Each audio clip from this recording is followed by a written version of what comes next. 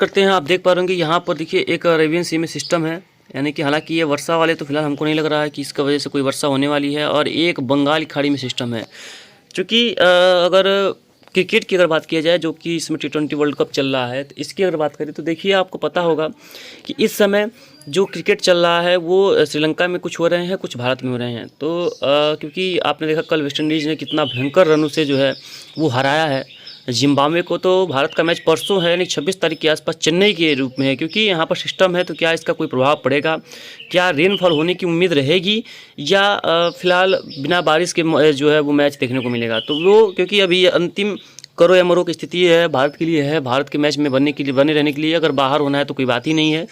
तो फिलहाल देखेंगे आज शाम तक। तो फिलहाल देखिए सिस्टम जो है वो दूर जा रहा है, यानी तमिलनाडु कोस्ट से ये दूर जाता हुआ आपको दिख रहा होगा, जिसकी वजह से ये एक्सपेक्ट कर सकते हैं हम लोग कि रेनफॉल में थोड़ी सी कमी देखने को जरूर मिल सकती है। बात करेंगे लेकिन वर्तमान में तापमान को देखा जाएगा, देखिए तो लगभग जो eastern parts of Uttar Pradesh से लेकर के बिहार, झारखंड, पश्चिम बंगाल कुछ क्षेत्र हैं, यहाँ तक जो इस समय करीब 8-9 बजे करीब तापमान जो है वो 10 डिग्री से लेकर के 15 डिग्री के बीच में यहाँ पर दिख रहे हैं इस समय। हालांकि जब दोपहर होगा, जैसे जैसे दिन चढ़ेगा, वैसे वैसे तापमान में बढ़ोतरी होने की संभावना प्रबल रहेगी। काफ़ी ज़्यादा उम्मीदें हैं कि इस समय जो है वो अच्छी खासी बढ़ोतरी देखने को मिलेगी।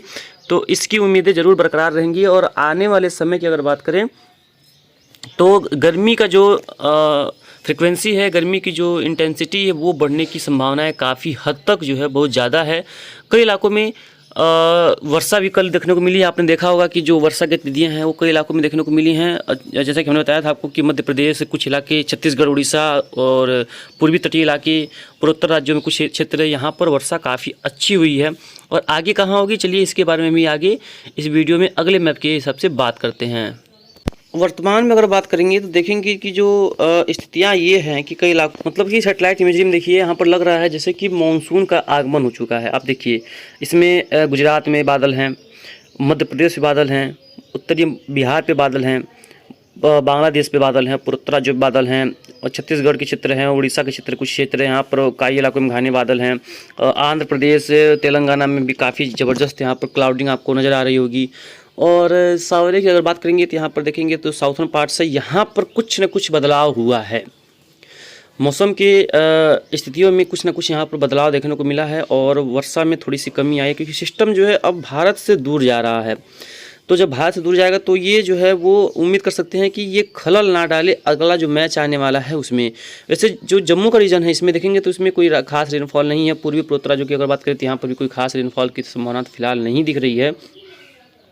लेकिन जैसे कि आज शाम होते होते, यानी कि अभी तो फिलहाल अगले लगभग 4-5-6 दिनों की बात करेंगे, लेकिन आज शाम होते होते मध्य प्रदेश के जो दक्षिणी भाग है, गुजरात के कुछ ही इलाके ऐसे हो सकते हैं, कुछ इलाके होंगे ऐसे जो महाराष्ट्र के होंगे, और तेलंगाना, आंध्र प्रदेश के होंगे।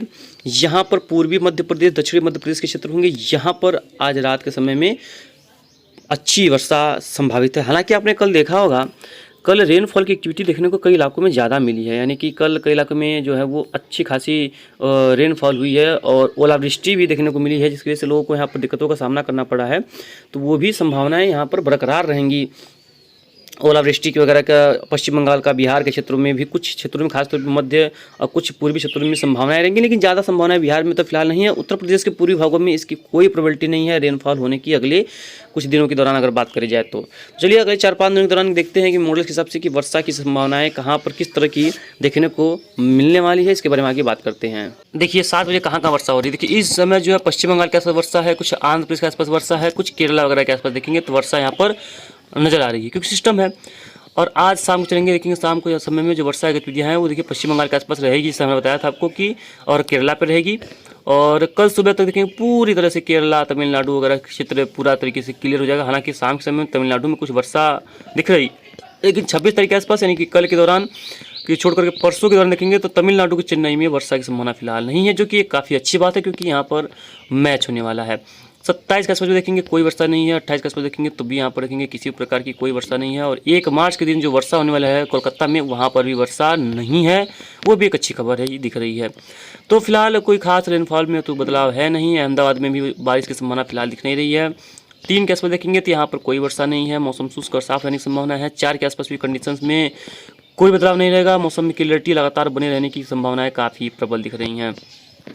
इवन अगर बात करें 5 तारीख के आसपास देखेंगे तो वही हाल है। 6 तारीख के आसपास भी कंडीशन में सेम बदलाव है। 7, 8 के आसपास भी वही बात है। और देखेंगे 9 तारीख के आसपास देखेंगे तो 9 के आसपास भी वर्षा वो देखने को पूर्वोत्तर राज्यों में मिलने की संभावना है। कई इलाकों में अच्छी वर्षा उस दौरान देखने को मिलेगी और हो सकता है कि वर्षा जो है पूर्वोत्तर राज्यों से कई इलाकों में अच्छी वर्षा देखने को मिल जाए। ओलावृष्टि की संभावना भी इस दौरान देखने को कई इलाकों में मिलने की संभावनाएं काफ़ी प्रबल है। यानी कि वैसे तो फिलहाल फरवरी का महीना चल रहा है और आज करीब 24 तारीख का दिन है। आज से केवल 4 दिनों का समय इस महीने में और बचा हुआ है। उसके बाद ये महीना लगभग कह रहे हैं महीना जो है ख़त्म हो जाएगा और उसके बाद आ जाएगा आपका मार्च का मंथ, यानी कि मंथ ऑफ मार्च।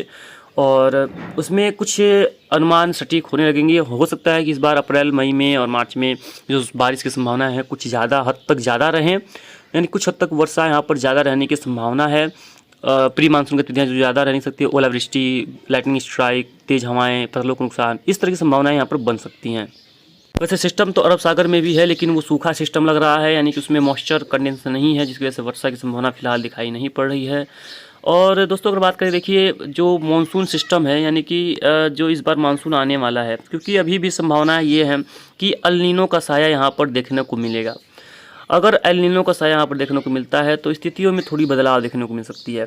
यानी कि जो एल नीनो जब उभरता हुआ एल नीनो होता है, जिसे शुरुआती एल नीनो बोलते हैं, वो बड़ा ही खतरनाक होता है मानसून के लिए, भारतीय मानसून के लिए।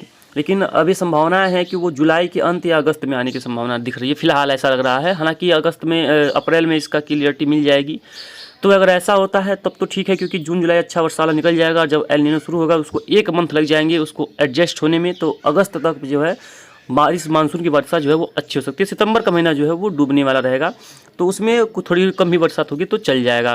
लेकिन अगर ये वर्षा जो स्थितियां हैं वो जून से शुरू होती हैं तो ये जून तो ठीक निकल जाएगा, लेकिन जुलाई में से ही स्थितियां गंभीर होने लगेंगी और जुलाई अगस्त 3 महीना जो है, सितंबर, स्थिति काफ़ी गंभीर हो जाएगी।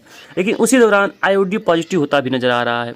लेकिन आईओडी पॉजिटिव का मतलब कम से कम वो 1.5 डिग्री प्लस पॉजिटिव हो, यानी कि अरब सागर का तापमान जो है वो सामान्य से 1.5 डिग्री ज़्यादा हो, तब जाकर के आईओडी अपना काम कर पाएगा। क्योंकि एल नीनो जब आएगा तो 0.5 डिग्री, 1 डिग्री का जो आईओडी उसमें बचा नहीं पाएगा, उसका प्रभाव कम नहीं पड़ पाएगा। लेकिन 2 डिग्री की संभावना तो फिलहाल नहीं है, 2 डिग्री पॉजिटिव होने की आईओडी। लेकिन 2 डिग्री एल नीनो भी नहीं जाएगा। एल नीनो भी शुरुआती दौर में रहेगा और हल्का ही थोड़ा रहने की संभावना है, लेकिन वो शुरुआती दौर जो है खतरनाक ज़्यादा होते हैं।